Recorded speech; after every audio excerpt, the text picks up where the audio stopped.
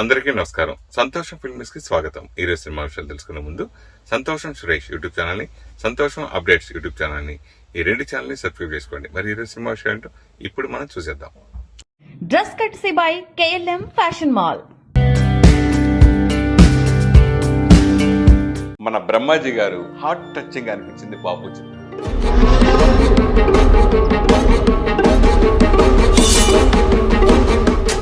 ఆమెని మీ పక్కన చేస్తుందని మీరు ఊహించారా? మరి యంగ్ హీరో చేస్తారంటే ఎందుకు ఒప్పుకోదు ఆవిడ?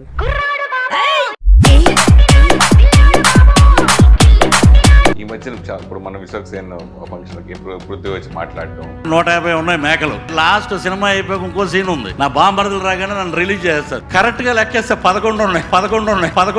టెంప్ట్ అవ్వకూడదు. ఇప్పుడు ఏంటంటే ఒళ్ళు జాగ్రత్త పెట్టుకుని ఆ సినిమా గురించి మాట్లాడి బయటకు వస్తే బాగుంటుంది.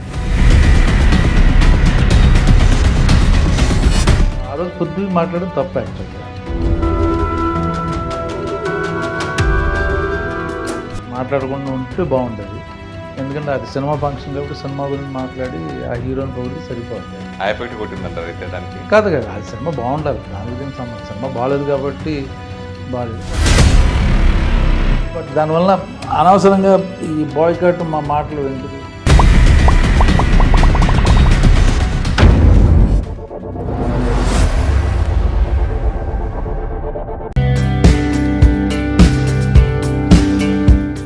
సంభాజీ మహారాజ్ జీవిత కథ చావాకు దేశవ్యాప్తంగా విపరీతమైన ఆదరణ లభిస్తుంది.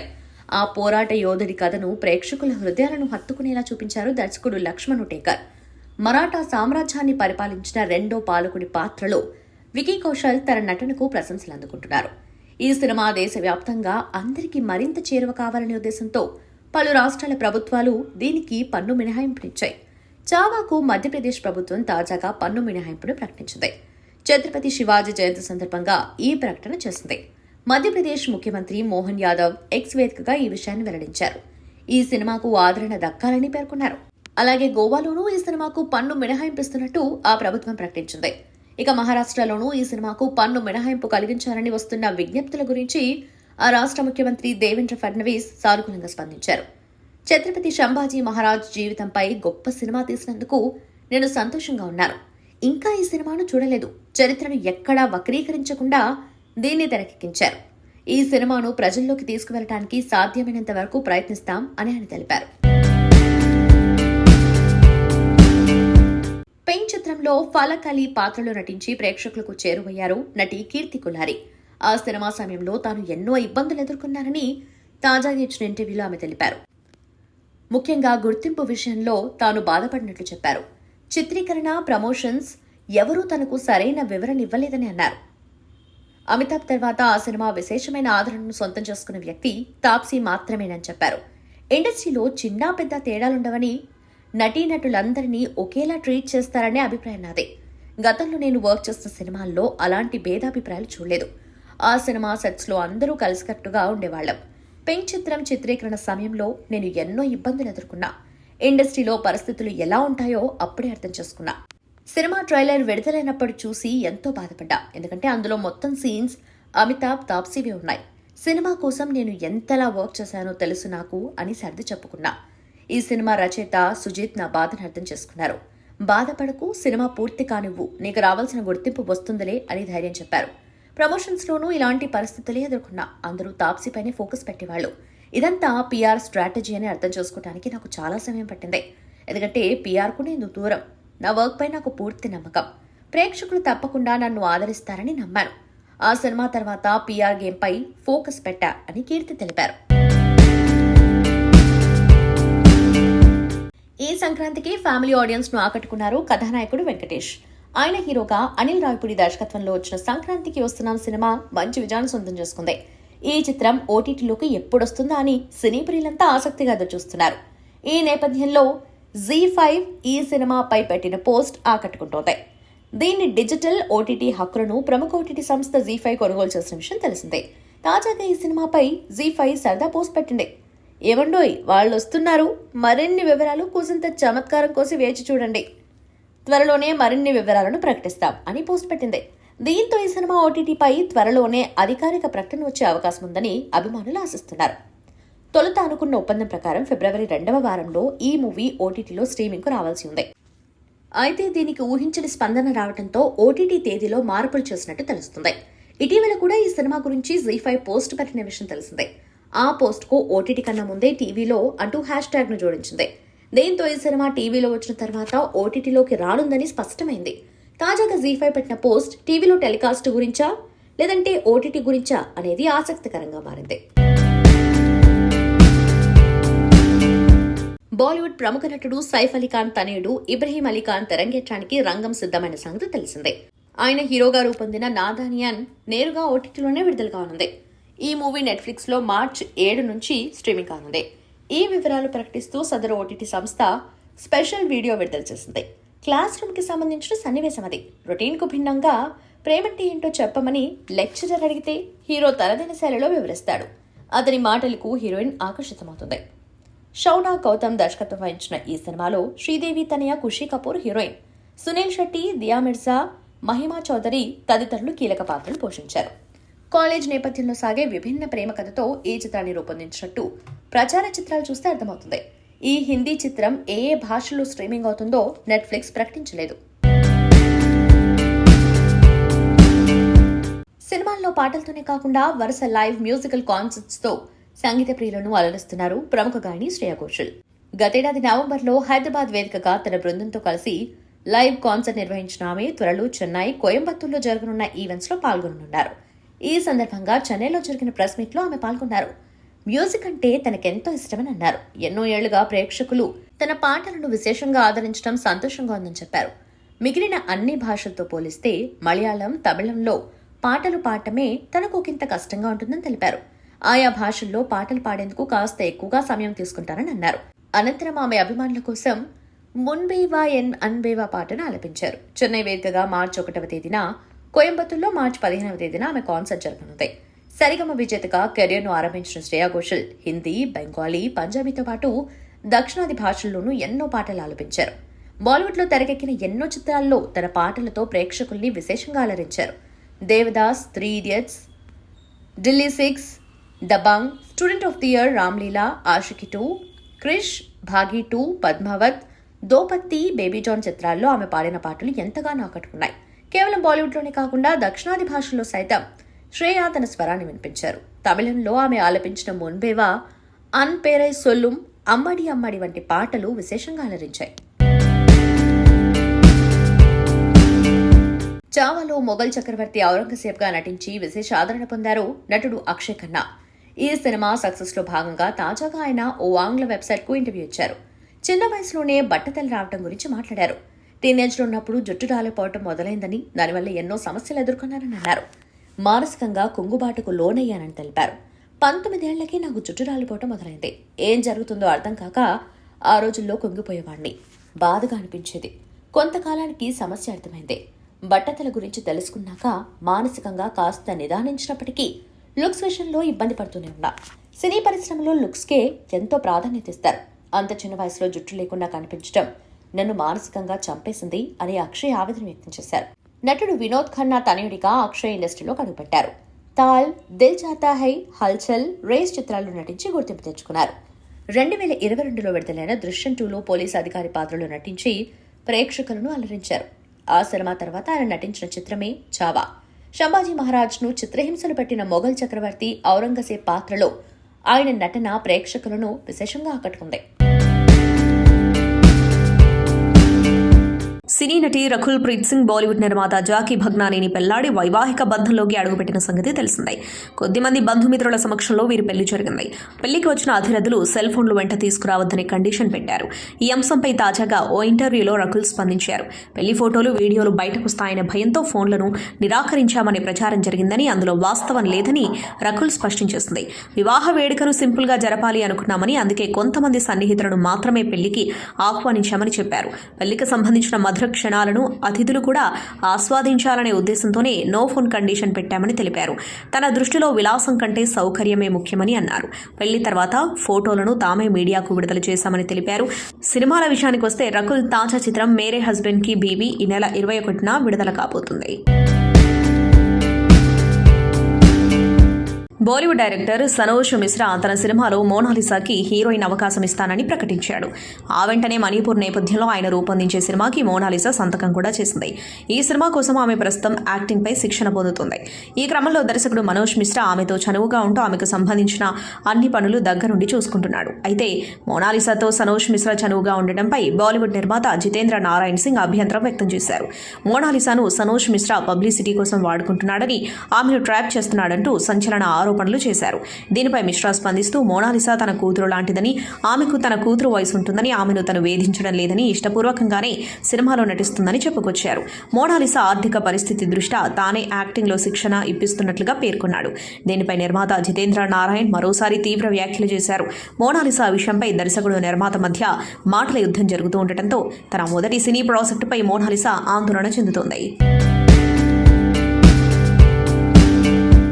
టాలీవుడ్ మిల్కీ బ్యూటీ తమన్నా ప్రధాన పాత్రలో నటిస్తున్న చిత్రం ఓదెలా 2 సంపత్ నంది ప్రొడక్షన్ హౌస్ నుంచి వస్తున్న ఈ చిత్రానికి అశోక్ తేజ దర్శకత్వం వహిస్తున్నాడు. ఓం నమ శివాయ అంటూ తమన్నా శివశక్తి లుక్ ఇప్పటికే నెట్టింట పోస్టర్లు వైరల్ అవుతున్నాయని తెలిసింది. ఈ చిత్రంలో తమన్నా మహాదేవ్కు పరమ భక్తురాలిగా, ఓదెల సద్గుణ రక్షకురాలిగా కనిపించనుంది. చాలా రోజుల తర్వాత ఈ చిత్రానికి సంబంధించిన ఆసక్తికర అప్డేట్ను షేర్ చేశారు మేకర్స్. ఈ సినిమా ఖాతాలో అరుదైన ఫీట్ చేరనుంది. ఓదెలా 2 టీజర్ను ప్రయాగ్రాజ్లోని మహాకుంభమేళాలో ఫిబ్రవరి 22న లాంచ్ చేయనున్నారు. ప్రఖ్యాత పుణ్యక్షేత్రంలో టీజర్ లాంచ్ చేసుకోబోతున్న తొలి ఇండియన్ సినిమాగా చరిత్రలో నిలిచిపోనుంది. లాంచ్ ఈవెంట్కు చిత్ర యూనిట్ మేకర్స్ హాజరు కానున్నారు. మొత్తానికి దేశమంతా మహాకుంభ మేళా వైపు చూస్తున్న నేపథ్యంలో అక్కడే టీజర్ లాంచ్ సినిమాపై అందరి అటెన్షన్ను తమ వైపునకు తిప్పుకుంటోంది. ఈ చిత్రంలో వశిష్ఠ అండ్ సింహ, హరిప్రియ ఇతర ప్రధాన పాత్రలు పోషిస్తున్నారు. ఈ చిత్రాన్ని Sampath Nandi team work banner Madhu creations పై తెరకెక్కిస్తున్నారు. అజనీష్ లోక్నాథ్ ఈ మూవీకి మ్యూజిక్, బ్యాక్గ్రౌండ్ స్కోర్ అందిస్తూ ఉండటంతో అంచనాలు భారీగా నెలకొన్నాయి. ఓదెలా 2 కోసం తమన్నా శివశక్తి రూపంలోకి ఎలా మారిందని తెలియజేస్తూ మేకింగ్ వీడియోను రిలీజ్ చేశారు మేకర్స్. ప్రేక్షకులను విశేషంగా అలరించిన crime thriller television show CID. దానికి కొనసాగింపుగా సిఐడి 2 రూపొందించిన విషయం తెలిసిందే. ప్రస్తుతం సోనీ లివ్లో స్ట్రీమింగ్ అవుతున్న సిఐడి 2 నెట్ఫ్లిక్స్లోనూ రిలీజ్ కానుంది. ఈ విషయాన్ని తెలియజేస్తూ ప్రోమో విడుదల చేసింది నెట్ఫ్లిక్స్. సీజన్ 2కు సంబంధించి ఇప్పటివరకు వచ్చిన ఎపిసోడ్లు మొత్తం శుక్రవారం రిలీజ్ అవుతాయని, కొత్త ఎపిసోడ్లు ప్రతి శనివారం, ఆదివారాల్లో రాత్రి 10 గంటలకు స్ట్రీమింగ్ అవుతాయని తెలిపింది. శివాజీ సతం, ఆదిత్య శ్రీవత్సవ, దయానంద్ శెట్టి ప్రధాన పాత్రల్లో బీపీ సింగ్ రూపొందించిన షో ఇది. క్రైమ్ ఇన్వెస్టిగేషన్ డిపార్ట్మెంట్ ఎలా పనిచేస్తుందో తెలియజేసే ఈ షో ప్రసారం 1998లో ప్రారంభమైంది. 2018 వరకు 1547 ఎపిసోడ్లతో దేశవ్యాప్తంగా మంచి ఆదరణ పొందింది. సుదీర్ఘకాలం ప్రసారం అవటం ఓ రికార్డ్. గతేడాది డిసెంబర్లో సీజన్ 2కు సంబంధించి 18 ఎపిసోడ్లు విడుదలగా అవన్నీ నెట్ఫ్లిక్స్లో శుక్రవారం రిలీజ్ అవుతాయి. ఇండియాస్ గాట్ లేటెంట్ కార్యక్రమంలో రణ్వీర్ అలాబాదియా చేసిన కామెంట్స్ తీవ్ర దుమారం నేపథ్యంలో కేంద్రం అలర్ట్ అయింది. ఓటీటీలు, సోషల్ మీడియాలకు హెచ్చరికలు జారీ చేసింది. ఐటీ రూల్స్ 2021 కోడ్ ఆఫ్ ఎథిక్స్ను ఓటీటీలు, సోషల్ మీడియాలు తప్పనిసరిగా పాటించాలని సూచించింది. చిన్నారులకు ఏ రేటెడ్ కంటెంట్ అందుబాటులో లేకుండా చూడాలని ఆదేశించింది. ఓటీటీ ప్లాట్ఫామ్స్, సోషల్ మీడియాలోని అశ్లీల, అసభ్యకరమైన కంటెంట్ల ఫిర్యాదులు అందాయని, ఓటీటీ సంస్థలు అన్నీ కూడా తప్పకుండా నైతిక విలువలను పాటించాలని వెల్లడించింది. ఇక నుంచి వయసు ఆధారిత కంటెంట్ మాత్రమే అందుబాటులో ఉండాలని సూచించింది. ఈ మేరకు సమాచార ప్రసార మంత్రిత్వ శాఖ ఓ ప్రకటన విడుదల చేసింది. ఇటీవల రణ్వీర్ చేసిన కామెంట్స్ పై పార్లమెంట్ సభ్యులు కూడా తీవ్ర అభ్యంతరం వ్యక్తం చేశారు. సుప్రీంకోర్టు కూడా రణ్వీర్ వ్యాఖ్యలపై ఘాటుగా స్పందించింది. వాక్ స్వాతంత్ర్యం పేరుతో సామాజిక కట్టుబాట్లను గాలికొదిలేసి ఇష్టం వచ్చినట్లు మాట్లాడతారా అంటూ ప్రశ్నించింది.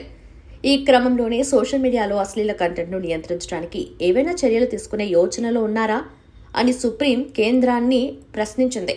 దీనిపై వివరణ ఇవ్వాలని నోటీసులు సైతం జారీ చేసింది. దీనిపై చర్చ నడుస్తున్న క్రమంలోనే ఓటీటీ, సోషల్ మీడియా కంటెంట్పై కేంద్రం ప్రకటన జారీ చేసింది. అశ్లీల, అసభ్యకరమైన కంటెంట్ను అసలు ప్రసారం చేయకూడదని హెచ్చరించింది. కింగ్స్టన్తో ప్రేక్షకులకు వినోదాన్ని పంచేందుకు సిద్ధమయ్యారు నటుడు జీవి ప్రకాష్, నటి దివ్యాభారతి. ఈ సినిమా ప్రమోషన్స్లో భాగంగా తాజాగా ఇచ్చిన ఇంటర్వ్యూలో వీరిద్దరూ పలు ఆసక్తికర విషయాలు పంచుకున్నారు. ముఖ్యంగా జీవి ప్రకాష్ విడాకులను ఉద్దేశించి దివ్యభారతి కీలక వ్యాఖ్యలు వెల్లడించారు. జీవి ప్రకాష్, సైంధవి దంపతులు విడాకులు ప్రకటించిన సమయంలో తనని ఎంతో విమర్శించారని అన్నారు. వారు విడిపోవడానికి కారణం తానేనని జోరుగా ప్రచారం సాగిందని కూడా తెలిపారు. జీవి నేను గతంలో బ్యాచిలర్ కోసం కలిసి వర్క్ చేశాం.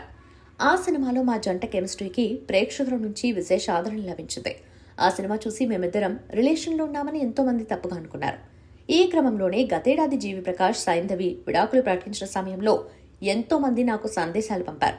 వారు విడిపోవటానికి కారణం నేనేనన్నారు. ఇష్టం వచ్చినట్లు మాట్లాడారు. విడాకుల తర్వాత వారిద్దరూ కలిసి ఒక కాన్సర్ట్ నిర్వహించారు. ఆ విషయం తెలిసి నేను ఎంతో సంతోషించా. ఇకపై నాకు ఇలాంటి సందేశాలు రావనుకున్నా, కానీ పరిస్థితి తారుమారైంది. నాపై విమర్శలు మరింత పెరిగాయి. నన్ను తిడుతూ మెసేజ్లు పెట్టేవారిలో ఎక్కువ మంది మహిళలే ఉండేవారు. ఆ సందేశాలను జీవికి పంపేదాన్ని. ఇలాంటి సందేశాల గురించి ఆలోచించడం మానేసి కెరీర్పై దృష్టి పెట్టు అని ఆయన రిప్లై ఇచ్చేవారు అని దివ్యభారతి తెలిపారు.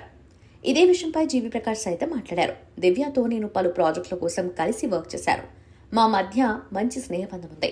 అంతకు మించి మరే సంబంధం లేదు. కెరీర్ విషయంలో సైంధవి నేను ఎంతో క్రమశిక్షణతో ఉంటాం. విడాకులు ప్రకటించిన తర్వాత కూడా మేమిద్దరం కలిసి కాన్సర్ట్ ఇవ్వాలని నిర్ణయించుకుని అందుకోసం వర్క్ చేశాం. ప్రేక్షకులను ఎంటర్టైన్ చేయడానికే నేను ఇక్కడికి వచ్చాను. నా వర్క్తో వాళ్లకు వినోదాన్ని అందిస్తూనే ఉంటా అని తెలిపారు. నేను ఇప్పటి వరకు full length commercial entertainer cinema చేయలేదని చెప్పింది నటి రీతూ వర్మ. ఈ సినిమాతో ఆ లోటు తీరింది. నా పాత్రకు కథాగమనంలో చాలా ప్రాధాన్యత ఉంటుందని చెప్పింది రీతూ వర్మ. ఆమె కథానాయికగా సందీప్ కిషన్ సరసన నటించిన చిత్రం మజాకా.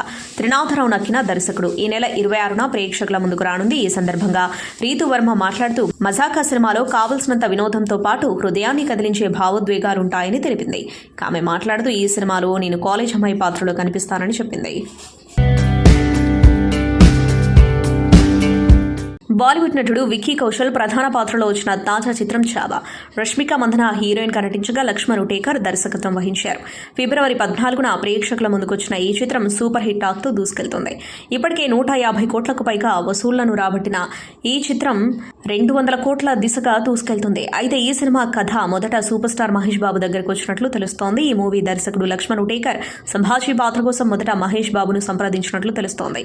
అయితే ఈ ప్రాజెక్టు నచ్చని మహేష్ రిజెక్ట్ చేశాడు. దీంతో చాలా రోజుల తర్వాత మళ్లీ ఇదే కథతో విక్కీ కౌశల్ దగ్గరికి వెళ్ళగా విక్కీ ఓకే చెప్పినట్లు తెలుస్తోంది. టాలీవుడ్ ఐకాన్ స్టార్ అల్లు అర్జున్ కు అరుదైన గౌరవం లభించింది. ప్రఖ్యాత హాలీవుడ్ సినిమా వార్తల మ్యాగజైన్ ది హాలీవుడ్ రిపోర్టర్ ఇప్పుడు ది హాలీవుడ్ రిపోర్టర్ ఇండియా పేరిట భారత్లోనూ అలరించనుంది. భారత్లో ఈ మ్యాగజైన్ తొలి సంచికను అల్లు అర్జున్ ముఖ చిత్రంతో తీసుకొస్తూ ఉండటం విశేషం. అల్లు అర్జున్ ది రూల్ పేరిట కవర్ పేజీ కథనం కూడా రూపొందించారు. అల్లు అర్జున్ హీరోగా తెలుగులో తీసిన పుష్ప 2 చిత్రం హిందీ సినిమా చరిత్రను తిరగరాసిందని ది హాలీవుడ్ రిపోర్టర్ ఇండియా పేర్కొంది. అల్లు అర్జున్ను స్టార్ ఆఫ్ ఇండియా అని అభివర్ణించింది.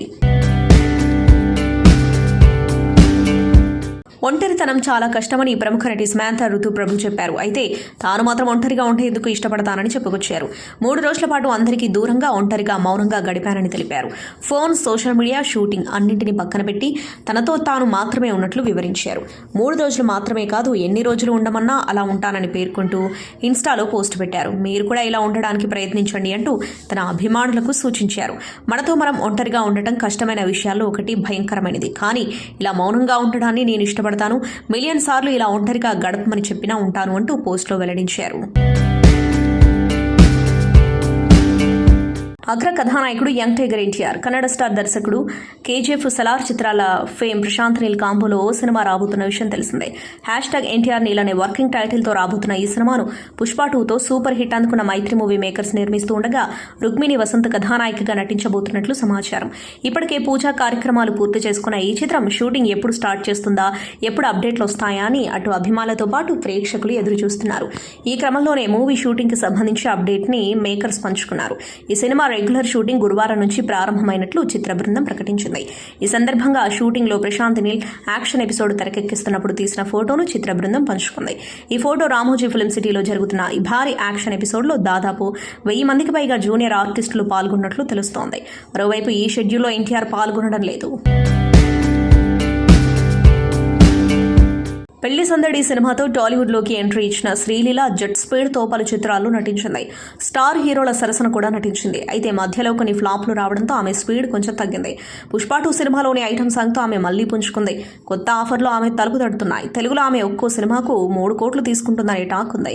తాజాగా శ్రీలీల ఒక బాలీవుడ్ మూవీ చేస్తుంది. అయితే ఈ సినిమాకు ఆమె కేవలం 1.75 కోట్లు మాత్రమే తీసుకుందట. బాలీవుడ్లో తొలి సినిమా కాబట్టి ఆమె తక్కువ రెమ్యునరేషన్కు ఒప్పుకుందని చెబుతున్నారు. మరోవైపు చావా సినిమాకు రష్మిక మందన 4 కోట్లు తీసుకుందని టాక్. సౌత్ సినిమాల్లో కూడా ఆమె అంతే పారితోషికం అందుకుంటుంది. ఇటీవల నా సినిమాలు అందరూ కోరుకున్న స్థాయికి చేరుకోలేకపోయాయని చెప్పారు నటుడు విశ్వక్ సేన్. నా చివరి సినిమాకు వచ్చిన నిర్మాణాత్మక విమర్శను పూర్తిగా అంగీకరిస్తున్నాను. నన్ను నమ్మి నా ప్రయాణాన్ని మద్దతిచ్చిన ప్రతి ఒక్కరికి, నా అభిమానులకు, నాపై ఆశీర్వాదంగా నిలిచిన వారికి హృదయపూర్వక క్షమాపణలు. నా ప్రాధాన్యం ఎప్పుడూ కొత్తదనం తీసుకురావడమే, కానీ ఆ ప్రయత్నంలో మీ అభిప్రాయాలను నేను గౌరవిస్తున్నాను. ఇకపై నా ప్రతి సినిమా క్లాస్ లేదా మాస్ అయినా సరే అసభ్యత ఉండదు. నేను ఒక చెడు సినిమా తీస్తే నన్ను విమర్శించే హక్కు పూర్తిగా మీకుంది. ఎందుకంటే నా ప్రయాణంలో ఎవ్వరూ లేని సమయంలో నన్ను ప్రేమతో ముందుకు నడిపించింది మీరు. నా కెరీర్ ప్రారంభం నుంచి నేను ఎంచుకున్న కథలను మీరు ఎంతగా ప్రేమించారో తెలుసు. ఇకపై కేవలం సినిమా మాత్రమే కాదు, నా ప్రతి సన్నివేశం కూడా మీ మనసుకు తగిలేలా ఉండాలని నిర్ణయించుకున్నాను.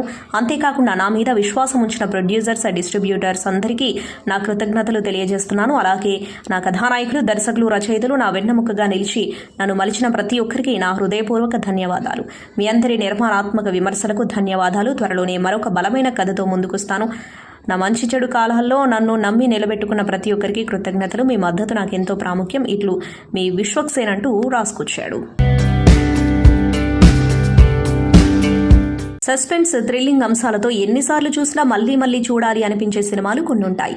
అలాంటి చిత్రాల్లో టాప్లో ఉంటుంది దృశ్యం. జీతూ జోసెఫ్ దర్శకత్వంలో మలయాళం నుంచి వచ్చిన ఈ చిత్రం 2 పార్టులుగా వచ్చి బ్లాక్ బస్టర్ అందుకున్న విషయం తెలిసిందే. తాజాగా ఈ ఫ్రాంచైజీ నుంచి 3వ పార్ట్ రాబోతుంది. ఈ విషయాన్ని మేకర్స్ అధికారికంగా ప్రకటించారు. గతం ఎప్పుడూ మౌనంగా ఉండదు. దృశ్యం 3 ప్రాజెక్టు ఫిక్స్ అయిందంటూ మోహన్ లాల్ రాసుకొచ్చాడు. దీంతో త్వరలోనే దృశ్యం 3 పట్టాలెక్కబోతున్నట్లు తెలుస్తోంది. మలయాళం వెర్షన్లో మోహన్ లాల్ మీనా నటించగా, తెలుగు వెర్షన్లో వెంకటేష్ మీనా, హిందీ వెర్షన్లో అజయ్ దేవ్గన్, శ్రియా చరణ్ నటించారు. ఇక విడుదలైన అన్ని భాషల్లో దృశ్యం 2 సినిమాలు సూపర్ హిట్గా నిలిచాయి. మెగాస్టార్ చిరంజీవి, సురేఖ దంపతులు తమ వివాహ వార్షికోత్సవాన్ని విమానంలో ఘనంగా జరుపుకున్నారు. ఫ్లైట్లో దుబాయ్ వెళ్తూ పెళ్లి రోజుని ఇలా సెలబ్రేట్ చేసుకున్నారు. అక్కినేని నాగార్జున, అమల, నమ్రత శిరోద్కర్ తదితరులు ఆ విమానంలో ఉన్నారు. ఇందుకు సంబంధించిన ఫోటోలను చిరు తన సోషల్ మీడియా ఖాతాలో షేర్ చేయగా వైరల్గా మారాయి. దుబాయ్ మార్గం మధ్యలో కొంతమంది ప్రియమైన స్నేహితులతో విమానంలో మా వివాహ వార్షికోత్సవాన్ని జరుపుకున్నాం. సురేఖ నా కలల జీవిత భాగస్వామి. ఆమె లాంటి సతీమణి దొరకడం నేను చాలా అదృష్టవంతుని అని భావిస్తున్నా. ఆమె నా బలం, ఆమె ఉనికి నిరంతరం ఓదార్పునిస్తుంది, అద్భుతమైన ప్రేరణనిస్తుంది. ఆమె నా మోటివేటర్.